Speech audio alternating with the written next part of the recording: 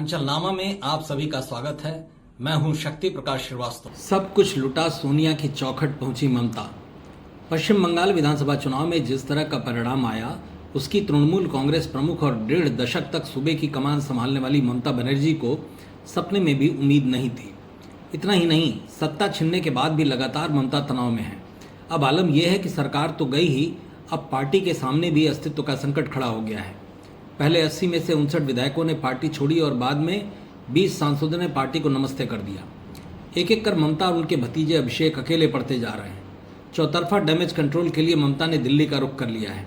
अपने तेवर के लिए जानी जाने वाली ममता का तेवर इतना नरम हो गया है कि सोमवार को कॉन्स्टिट्यूशन क्लब दिल्ली में INDIA गठबंधन की बैठक के दौरान कांग्रेस संसदीय दल की प्रमुख सोनिया गांधी से गले मिलने और राहुल गांधी से गर्मजोशी से हाथ मिलाने के बाद फिर सोनिया से मिलने उनके आवास 10 जनपद पहुंच गई।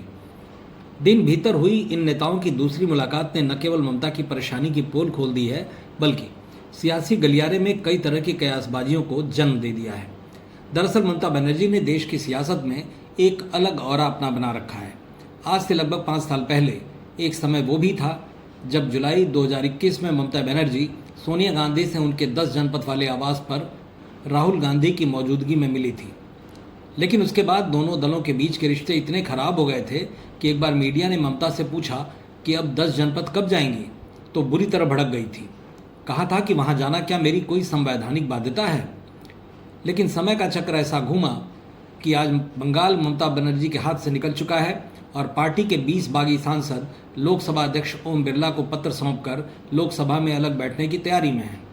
ममता बनर्जी जानती हैं कि इस संकट से उन्हें केवल कांग्रेस का शीर्ष नेतृत्व ही बचा सकता है और अब उसी रणनीति के तहत वे सोनिया गांधी के जरिए विपक्षी दलों के उन सांसदों और नेताओं पर नैतिक दबाव बनवाना चाहती हैं जो पर्दे के पीछे उनके पार्टी के बागियों को शह दे रहे हैं। इस बाबत ममता बनर्जी और सोनिया गांधी के बीच आगामी सत्र को लेकर रणनीति बनी है। ऐंठ में रहने वाली ममता बनर्जी अब अपनी राष्ट्रीय प्रासंगिकताओं को बचाए रखने के लिए कांग्रेस के पाले में पूरी तरह झुकने को तैयार हैं, ताकि संसद में तृणमूल कांग्रेस को विपक्षी खेमे का मजबूत संरक्षण मिल सके। कभी राहुल गांधी के नेतृत्व पर सवाल उठाने वाली ममता बनर्जी आज पूरी तरह गांधी परिवार के संकटमोचक अवतार के सामने नतमस्तक नजर आ रही हैं। सोनिया गांधी का राजनीतिक रसूख आज भी क्षेत्रीय क्षत्रपों के बीच सबसे बड़ा है और ममता उनके इसी रसूख का इस्तेमाल अपनी डूबती नैया को पार लगाने के लिए करना चाहती हैं। मतलब की बात में आज बस इतना ही। कल फिर मुलाकात होगी इसी समय, इसी चैनल पर। तब तक के लिए नमस्कार।